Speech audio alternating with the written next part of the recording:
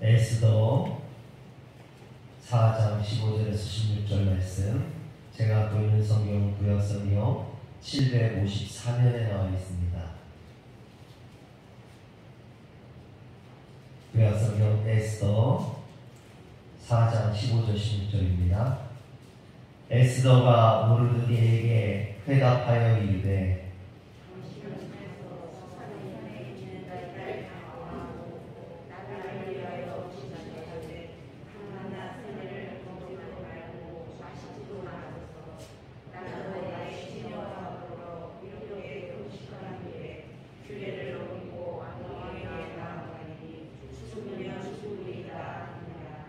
아멘.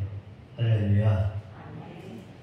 오늘도 하나님의 은혜가 우리 성도님들에게 임하길 주의 이름으로 축원합니다. 아멘. 아멘. 할렐루야. 여러분들에게 하나님의 은혜가 충만히 임하길 주의 이름으로 축원합니다.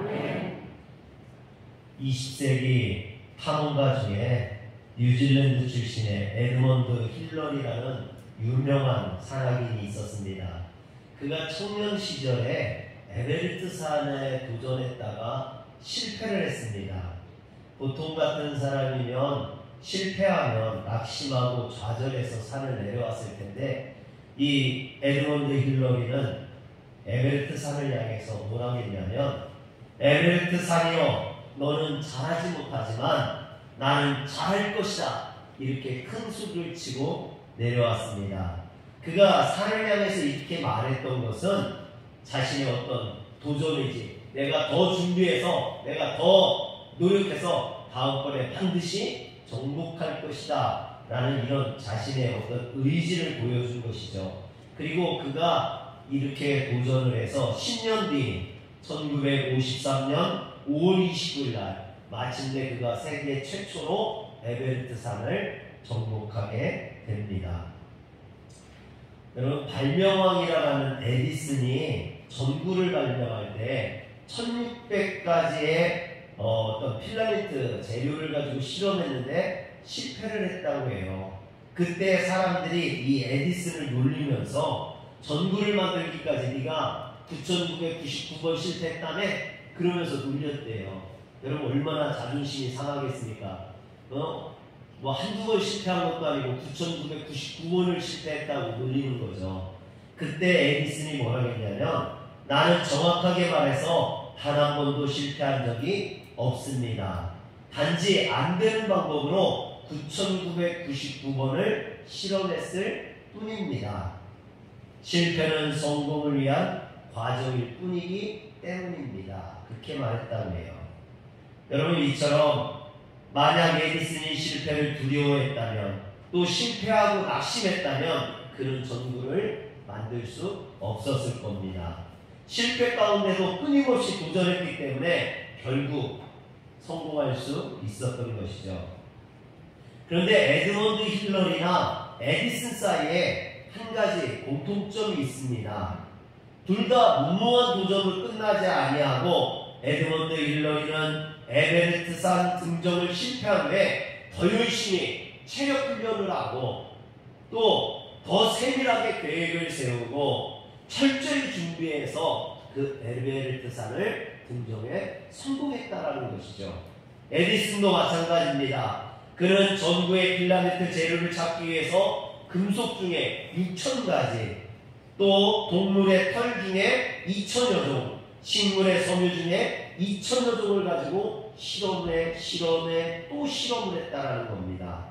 그리고 결국 대나무를 태운 필라멘트로 그 전구를 만들 수 있었다고 합니다. 사랑하는 성도 여러분, 오늘 우리에게도 이런 도전 정신이 있기를 주의 이름으로 축원합니다. 요즘 코로나로 인해서 교회가 많이 어렵다고들 합니다. 전도가 되지 않아요. 여러분, 그렇다고 낙심하거나 좌절한다면 우리 화련교회에 소망은 없습니다. 우리가 이런 도전 정신을 가지고 또 십자가의 능력으로 나아갈 때 반드시 우리에게는 하나님의 부흥의 역사가 있을 줄 믿으시길 바랍니다. 환경 환경이 어렵다고, 상황이 어렵다고 좌절하지 말라는 거죠. 그 가운데서도 우리는 하나님을 믿고 도전정신을 가지고 나아가야 된다라는 겁니다. 오늘 말씀도 이런 의미에서 이해할 수 있습니다. 하만의 유대인 멸절 음모를 알게 된 모르드게는 에스더에게 왕에게 나아가 자기 민족을 위하여 간절히 구하라 라고 합니다. 그러나 에스더는 4장 11절에 보니까 4장 11절 좀 보여주세요. 왕의 신하들과 왕의 각 지방 백성이 다 알거니와 남녀를 막론하고 부름을 받지 아니하고 안뜰에 들어가서 왕에게 나아가면 오직 죽이는 법이요 왕이 그 자에게 금주를 내밀어야 살 것이라. 이제 내가 부름을 입어 왕에게 나아가지 못한 자가 이미 30일이라 됐습니다. 여러분, 그러니 나아갈 수 없다는 이야기죠. 그런데 그러자 모르드게가 에스더를 무섭게 꾸짖습니다. 그래서 13절 14절에 보면 모르드게가 그를 시켜 에스더에게 대답하되 너는 왕궁에 있으니 모든 유다인 중에 홀로 목숨을 건지리라 생각하지 말라. 14절에 보면 내가 만일 잠잠하여 말이 없으면 유다인은 다른 데로 말미암아 누인과 구원을 얻으려니와 너와 내 아버지 집은 멸망하리라 라고 에스더의 어떤 결단을 촉구합니다. 이에 에스더는 민족의 균형을 위해서 신앙적 결단을 내리고 모르드게에게 이렇게 선언합니다. 오늘 말씀 16절에 보면 당신은 가서 수산에 있는 유대인들을 다 모으고 나를 위하여 금식하되 밤낮 3일을 먹지도 말고 마시지도 마소서. 나도 나의 시녀와 더불어 이렇게 금식한 후에 규례를 어기고 왕에게 나아가리니 죽으면 죽으리이다. 에스더의 결단에서 저는 두 가지를 보게 됩니다. 첫 번째는 뭐냐면 에스더가 하나님을 절대적으로 의지했다라는 것이죠. 그리고 두 번째는 그가 이런 것들을 생각만 한 것이 아니라 죽으면 죽으리라는 결심으로 나아갔다, 행동을 했다라는 것입니다. 여러분, 여호수아 14장에 보면 이스라엘 백성들이 가나안 땅을 가나안 땅을 정복할 때 갈렙은 아직 자신에게 주어졌던 땅을 정복하지 못했습니다. 그래서 이 갈렙이 여호수아를 찾아가서 여호수아 14장 12절에 보니까 그날에 여호와께서 말씀하신 이 산지를 지금 내게 주소서. 당신도 그날에 들으시거니와 그곳에는 아낙 사람이 있고 그 성읍들은 크고 견고할지라도 여호와께서 나와 함께 하시면 내가 여호와께서 말씀하신 대로 그들을 쫓아내리이다 라고 고백을 합니다. 갈렙이 말한 여기에서 옛적 가데스 바네에서 맹세한 언약은 하나님께서 주시겠다 했던 그 약속은 땅의 약속이었습니다. 하나님께서 땅을 주신다 했어요. 근데 여기에서 말하는 땅이라는 것은 에르츠라고 하는데 일반적으로 평지뿐만 아니라 평야나 산지를 포함한 다양한 모든 지역을 의미합니다. 그런데 갈렙이 요청한 헤브론 땅은 어떤 땅이냐면 산지예요. 하르라고 하는데 농사를 지을 수 없는 그런 척박한 산지의 땅입니다. 그리고 그곳에는 아낙 자손들이 살고 있다고 했어요. 이 아낙 자손들은 키가 2m가 넘는 거인 족속들입니다. 여러분, 그 다윗이 죽인 거인 골리앗도 아낙 자손이죠. 이처럼 갈렙이 요청한 헤브론 땅은 사람들이 농사 지을 수도 없는 척박한 산지에다가 거기에다가 거인 족속인 아낙 자손들이 살고 있어서 점령하기도 쉽지 않은 그런 산지였습니다. 그럼에도 이 갈렙은 신앙으로 그것을 달라고 합니다. 자신이 그곳을 정복하겠다고 합니다. 이 산지를 내게 주소서, 내가 취하리다 고백합니다. 여러분, 여기에서도요 에스더와 같이 두 가지를 발견할 수 있어요. 그런데 그것을 잘 노래한 분이 홍시호라는 목사님이에요. 그래서 이분이 지은 작사 작곡한 이 산지를 내게 주소서라는 찬양에 보면 그것을 잘 알 수 있죠. 한번 같이 찬양해 볼까요?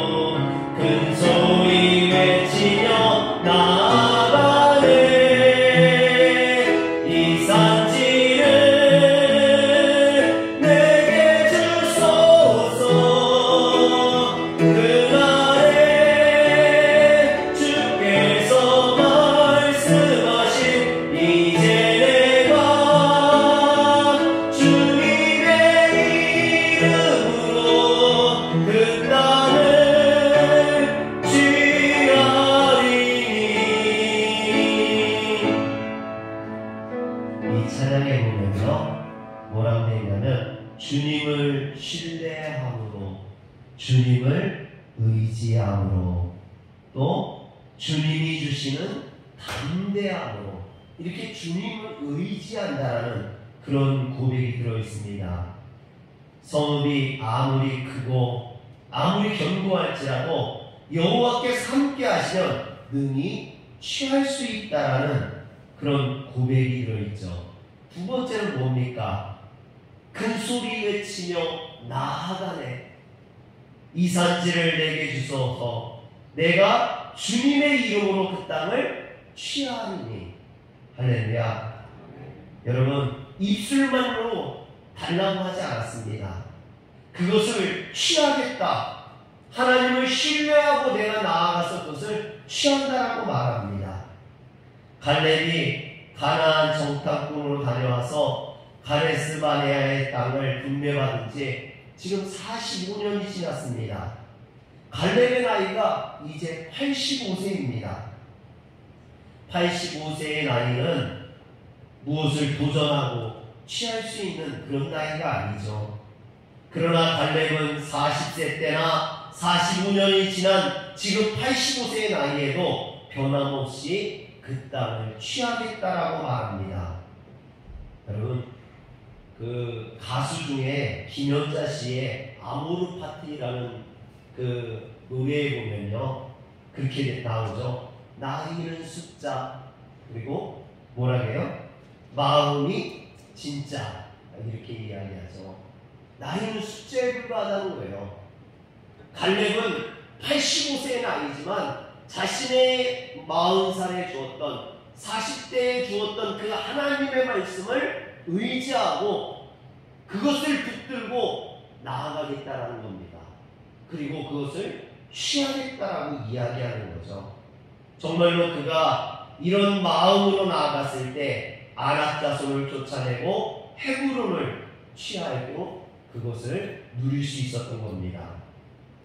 그러나 우리가 잘 아는 것처럼 여러분, 에스더가 처음부터 이렇게 죽으면 죽으리라 그런 어떤 결연한 마음을 가지고 있었던 건 아닙니다.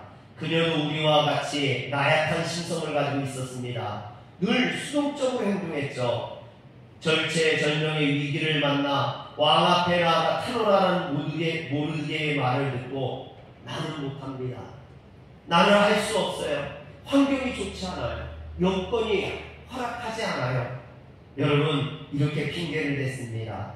이런 나약한 말을 할 때 모르드게가 그를 무섭게 책망했죠. 꾸짖었죠.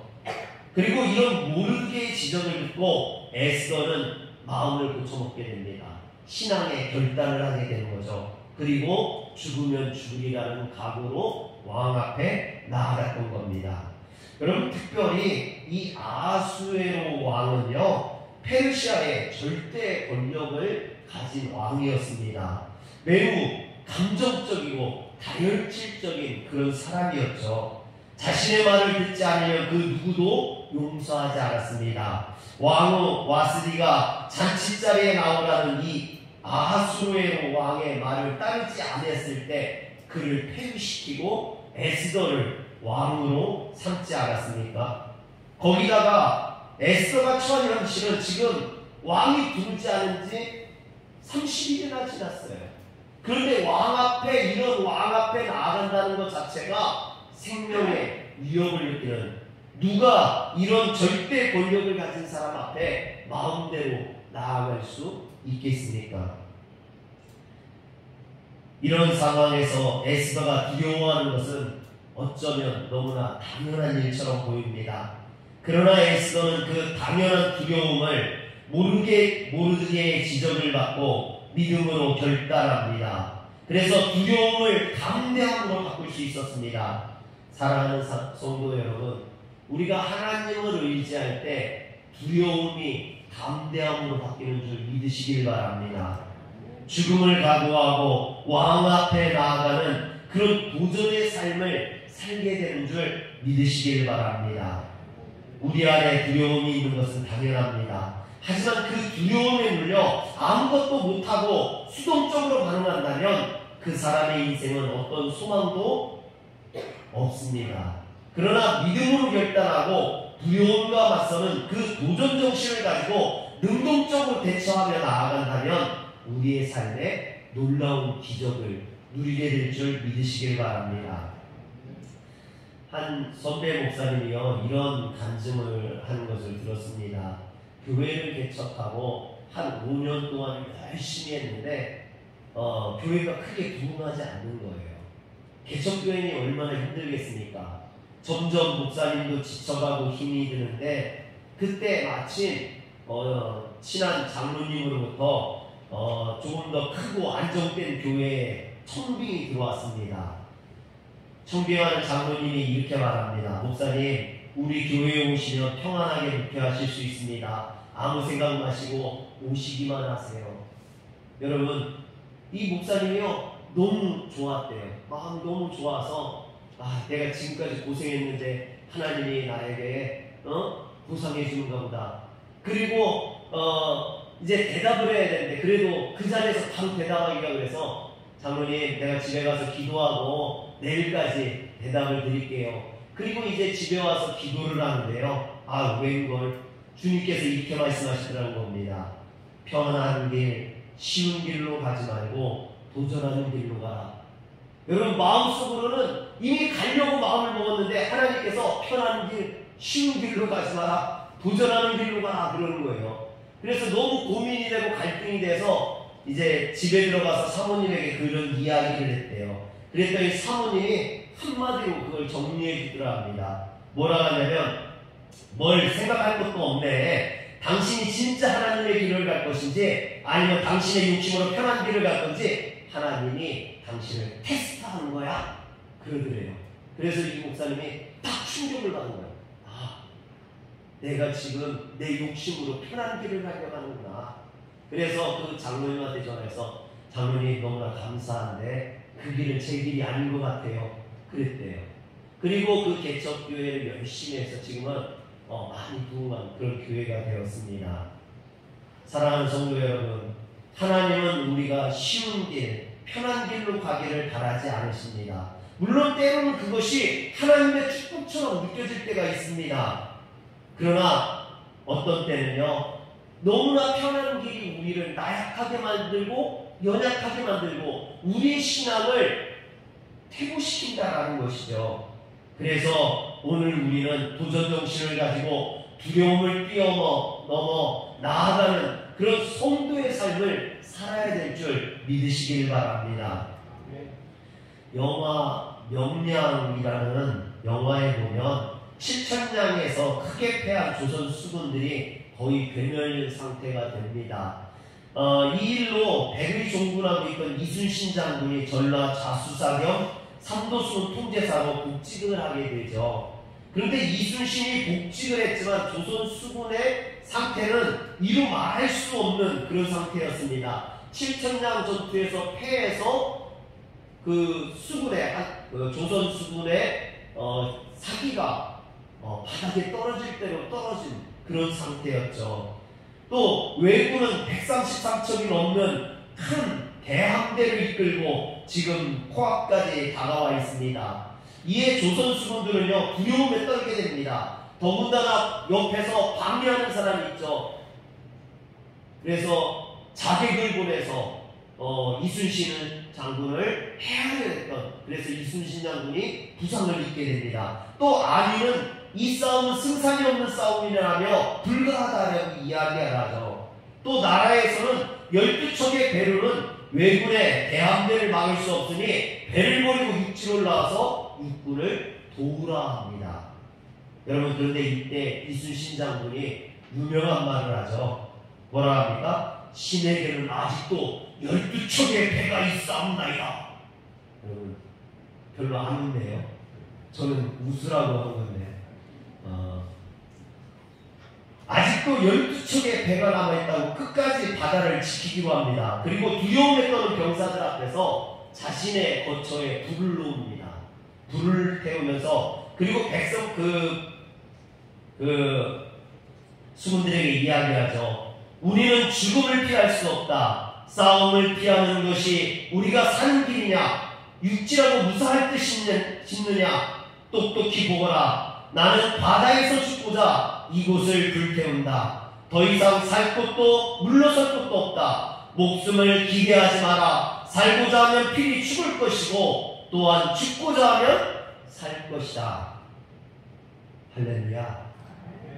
여러분, 그리고 마침내 이순신 장군이 12척의 배를 이끌고 나아가서 울돌목에서 일본 내 대함대를 물리치고 싸움에서 승리를 거두게 됩니다. 이것이 명량해전이죠. 여러분, 내게 몇 개의 배가 있느냐? 여러분들은 몇 척의 배가 있습니까? 여러분들이 가지고 있는 것이 무엇이느냐라는 거죠. 여러분들이 몇 살입니까? 지금 내 능력이 어느 정도나 되느냐라는 겁니다. 그런데 이것들도 중요하지만, 내게 몇 척의 배가 있고 내가 몇 살이고 이런 것도 중요하지만, 내가 죽을 각오로 도전정신을 가지고 하나님을 의지하고 나아간다면 여러분 승리하게 될 줄 믿으시길 바랍니다. 미국의 위대한 교육가 존 듀이가 90살의 생일을 맞았을 때 누군가 그에게 물어봤습니다. 선생님, 그동안 많은 일을 하셨는데 이제 90세가 넘었는데 무엇을 하시겠습니까? 무엇을 할 수 있습니까? 그러자 존 듀이가 이렇게 말했다고 합니다. 산맥은 깊습니다. 산 하나를 넘으면 또 다른 산이 있지요. 나는 여전히 새로운 산을 향해 올라갈 것입니다. 도전을 멈추면 변질됩니다. 이제 두려움의 벽을 깨고 일어나 도전해야 합니다. 도전이라고 해서 모두가 에스더처럼 목숨을 걸고 죽으면 죽으리라는 이런 비장한 각오를 해야 되는 건 아니죠. 내 안에 작은 두려움의 벽을 깨고 삶의 작은 도전부터 내가 실행해 나간다면 여러분들의 삶은 도전정신으로 가득 찬 그런 능력의 삶을 살게 될 줄 믿으시길 바랍니다. 도전하는 인생은 타락하지 않습니다. 도전하는 교회는 변질되지 않습니다. 그래서 믿음은 도전하는 것입니다. 여러분, 그런가 하면요, 담대한 도전과 관련해서 우리가 반드시 기억해야 될 것이 하나 있죠. 그것은 도전할 때 반드시 하나님을 의지해야 된다라는 것입니다. 죽으면 죽으리다라는 비장한 각오를 했던 에스더, 이 에스더의 도전정신의 중요한 포인트가 뭡니까? 오늘 우리가 읽은 16절의 말씀입니다. 당신은 가서 수산에 있는 유대인들을 다 모으고 나를 위하여 금식하되 밤낮 3일을 먹지도 말고 마시지도 마소서. 여기에서 에스더의 도전정신이 나옵니다. 그래서 에스더가 뭐라 합니까? 나도 나의 신녀와 더불어 이렇게 금식한 후에 규례를 어기고 왕에게 나아가리라. 이처럼 에스더의 도전정신은 하나님을 의지하는 것에서부터 시작되었습니다. 우리는 이것을 명심해야 돼요. 여러분, 우리의 도전정신이 우리의 환경이나 우리가 가진 무엇인가를, 내 능력을 의지할 때 여러분 실패할 수밖에 없습니다. 사람들이 도전할 때 환경이나 물질이나 사람을 의지하면요, 그것은 언젠가는 실패하게 됩니다. 그러나 우리의 도전이 전능하신 하나님을 의지하고 나간다면 그 전능하신 하나님께서 도우실 것이기 때문에 반드시 승리하게 될 줄 믿으시길 바랍니다. 여자들은요, 남자친구가 생기면 이렇게 물어본대요. 그 사람 뭐 하는 사람이야? 돈 많아? 잘생겼어? 그런데요. 근데 남자들은 여자친구가 생기면 한결같이 물어보는 말이 뭐라고 하냐면, 그 여자 예뻐? 그렇게 묻는데요. 뭐 여자가 성격이 착하고 직업이 좋고 요리를 잘하고 그런다고요. 아니 그거 말고 예쁘냐고 그렇게 묻는데요. 여러분, 남자들은 여자들의 외모를 중요하게 여기죠. 오늘 말씀에 보면 이 아하수에로 왕도 마찬가지입니다. 여자의 미모를 중요하게 여기는 그런 왕이에요. 어떻게 보면 여자의 미모를 밝힌다고 볼 수도 있죠. 전부인이었던 와스디도 1장 11절 한번 보여주세요. 사야 1장 11절, 에스더 1장 11절. 여기 보면 왕후의 용모가 보기에 좋음이라 그랬어요. 그래서 이 아하수에로 왕이 7일 동안 잔치를 베풀고 그 신하들을 다 초대한 자리에 그 자신의 부인이 얼마나 미모가 예쁘고 용모가 좋은지를 자랑하려고 와스디를 그 자리에 초대합니다. 나오라고 합니다. 근데 와스디가 그걸 거역했죠. 그래서 그를 폐위하고 새로운 왕후를 뽑는데, 이 새로운 왕후를 뽑는 조건을 2장 2절 보여주세요. 여기 보면 왕의 측은 신하들이 아뢰되 왕은 왕을 위하여 아리따운 처녀들을 구하게 하시되. 여러분, 왕후를 뽑는데 딱 한 가지 조건이에요. 그게 뭐냐면 아리따운 처녀야 된다는 거예요. 여러분, 무슨 귀족 출신 아니면 뭐 다른 거 그게 아니라는 거예요. 왕후를 뽑는데 무조건 예쁜 여자를 뽑아야 된다는 겁니다. 이처럼 아하수로의 왕은 여자의 외모를 굉장히 중요하게 여기는, 그것을 따졌던 그런 왕이었습니다.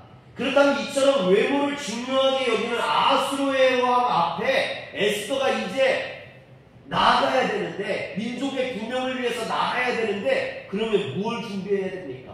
이런 왕 앞에 나갈 때 당연히 왕 앞에 나가서 예쁘게 보여야겠죠. 그러려면 어떻게 해야 됩니까? 피부 마사지도 받고 머리도 좀 하고 또 섹시한 옷도 좀 입고 향수도 뿌리고 뭐 이렇게 예쁘게 하고 나가서 왕의 마음을 확 홀려야 이 왕한테 자기 민족을 구원해달라고 이렇게 이야기할 거 아닙니까? 그런데 에스더는 그러지 않았다라는 거죠. 에스더는 뭘 했습니까? 피부 마사지 샵을 다녔나요? 아니면 헤어샵을 가서 머리를 했나요? 아니라는 거죠. 3일 동안 금식을 했다라는 거예요. 금식을. 여러분, 3일 동안 금식한 그 모습이 어떻게 아름다울 수 있습니까? 3일 금식해 보셨어요? 금식하면요 힘이 없어요. 얼굴도 푸석푸석합니다. 피곤해요. 지쳐요. 그런데 그런 모습으로 왕 앞에 나가면 이 외모를 중요하는 이 아하수로의 왕이 이쁘게 보겠느냐라는 거죠. 그럼에도 불구하고 에스더는 어떤 왕을 왕의 마음에 들기 위해서 인간적인 방법을 사용하지 않았다는 거죠. 자신의 외모로 승부를 걸지 않았다는 겁니다. 전적으로 금식한다는 건 하나님을 의지했다는 거예요. 할렐루야.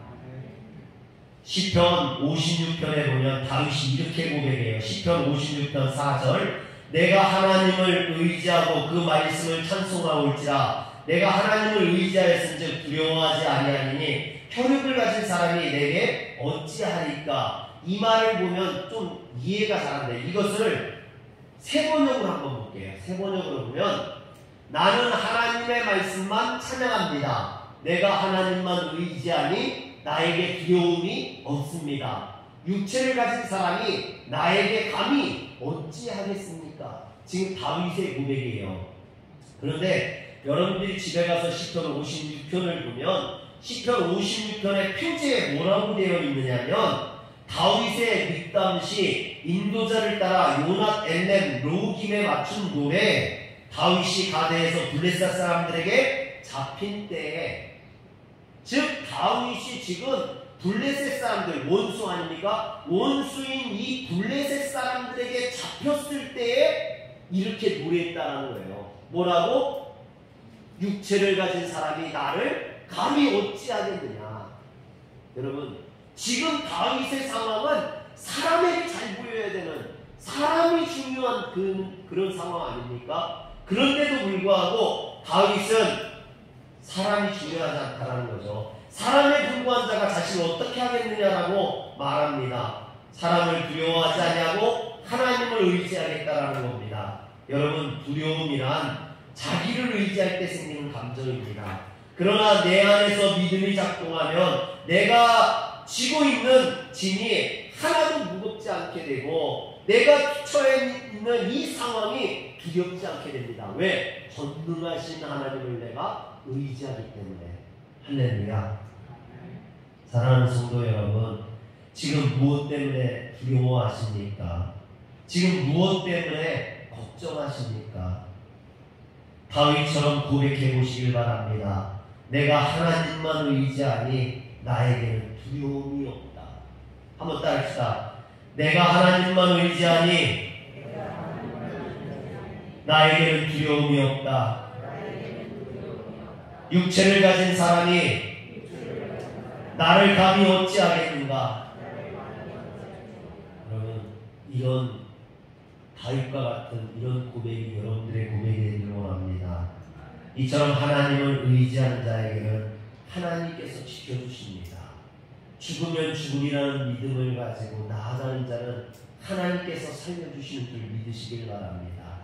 삶이 어렵고 환경이 어렵고 지금 코로나로 인한 이런 여러 가지 어려움들, 여러분, 그것들이 우리의 길을 막을 수 없습니다. 우리는 하나님을 의지하는 그 담대함으로 나아가면 반드시 승리하게 될 줄 믿으시길 바랍니다. 기도하겠습니다. 전능하신 하나님, 자비하신 하나님, 우리의 삶이 어렵고 힘이 듭니다. 그러나 내가 낙심하지 않고 두려워하지 아니합니다. 주님을 신뢰함으로, 주님을 의지함으로, 주님이 주시는 그 담대함으로 내가 나아가길 원합니다. 죽으면 죽으리라는 믿음으로 주님 앞에 나아가오니 하나님께서 우리로 승리케 하시고 이 산지를 취하게 하여 주시옵소서.